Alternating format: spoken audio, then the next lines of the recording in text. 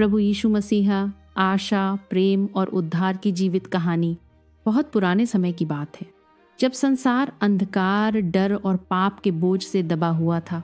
लोग परमेश्वर को भूल चुके थे और दिलों में शांति की जगह बेचैनी बस गई थी।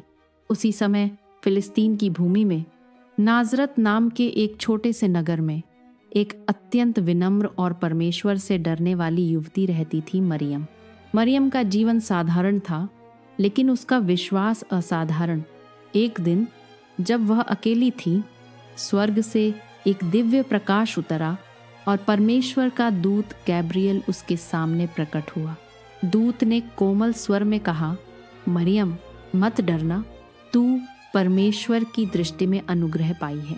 पवित्र आत्मा की शक्ति से तू एक पुत्र को जन्म देगी और उसका नाम यीशु रखा जाएगा। वह संसार के लिए उद्धार लाएगा। मरियम का हृदय कांप उठा, लेकिन उसने सिर झुकाकर कहा, मैं प्रभु की दासी हूँ, जैसा तूने कहा वैसा ही मुझसे हो। यही था विश्वास का पहला कदम। मरियम की सगाई यूसुफ नामक एक धर्मी बढ़ई से हुई थी। जब यूसुफ को सब पता चला तो उसका मन विचलित हुआ, लेकिन परमेश्वर ने स्वप्न में उसे समझाया, मत डर, यह मेरी योजना है। और यूसुफ ने परमेश्वर की आज्ञा मानी। उसी समय रोमन सम्राट का आदेश आया, सबको अपनी जन्मभूमि में जाकर नाम लिखवाना था। मरियम गर्भवती थी, फिर भी यूसुफ उसे लेकर नाजरत से बैथलेहम की कठिन यात्रा पर निकला। रातें ठंडी थीं, रास्ते लंबे थे और सहारा बस परमेश्वर का भरोसा। जब वे बैथलेहम पहुंचे तो नगर भरा हुआ था। किसी ने दरवाज़ा नहीं खोला। अंत में एक साधारण सी गौशाला ही उनका आश्रय बनी। और उसी पवित्र रात, जब संसार सो रहा था, मरियम ने एक पुत्र को जन्म दिया। न कोई राजमहल, न कोई सोने का पालना, बस एक चरनी, लेकिन वह बच्चा स्वर्ग का राजा था। उसी रात आकाश में एक अद्भुत तारा चमका। खेतों में चरवाहे जाग रहे थे।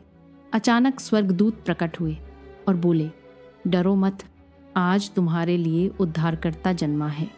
चरवाहे दौड़ पड़े और चरनी में पड़े उस बालक को देखकर उनकी आंखों में आंसू आ गए। दूर पूर्व दिशा से 3 बुद्धिमान लोग उस तारे का पीछा करते हुए आए। वे सोना, लोबान और गंधारस लाए और बालक यीशु के चरणों में नतमस्तक हो गए। लेकिन हर दिल आनंद से भरा नहीं था। राजा हेरोदेस डर गया। उसने निर्दोष बच्चों को मरवाने का आदेश दिया, पर परमेश्वर ने फिर रक्षा की। स्वप्न में चेतावनी देकर यीशु को मिस्र भेज दिया गया। समय बीता, हेरोदेस मर गया और परिवार नाजरत लौट आया। यीशु वहीं बड़े हुए, शांत, आज्ञाकारी और बुद्धि में बढ़ते हुए। जब वे 30 वर्ष के हुए तो परमेश्वर की योजना फिर प्रकट हुई। यॉर्दन नदी के किनारे यूहन्ना बपतिस्मा देने वाला लोगों को मन फिराने का संदेश दे रहा था। यीशु भी वहां आए। जैसे ही उन्होंने बपतिस्मा लिया, आकाश खुल गया। पवित्र आत्मा कबूतर की तरह उतरा और स्वर्ग से आवाज आई, यह मेरा प्रिय पुत्र है, इससे मैं प्रसन्न हूँ। इसके बाद यीशु ने जंगल में 40 दिन उपवास किया। शैतान ने उन्हें परखा, लेकिन यीशु ने परमेश्वर के वचन से विजय पाई। अब उनका संदेश गूंज उठा, मन फिराओ, क्योंकि स्वर्ग का राज्य निकट है। यीशु गांव-गांव गए, बीमारों को चंगा किया, टूटे दिलों को जोड़ा, पापियों को अपनाया। अंधों ने देखा, लंगड़े चले और मरे हुए जीवित हुए। उन्होंने भूखों को खिलाया, तूफानों को शांत किया और पानी पर चले। लेकिन सबसे बड़ा चमत्कार था प्रेम। उन्होंने सिखाया, दुश्मनों से भी प्रेम करो, क्षमा करो और पड़ोसी को अपना समझो। उन्होंने 12 शिष्यों को चुना, जिन्हें उन्होंने सिखाया कि सेवा ही सबसे बड़ी महानता है। लेकिन सत्य अक्सर विरोध लाता है। धार्मिक अगुए उनसे जलने लगे। अंततः यरूशलेम में यीशु ने अंतिम भोज किया।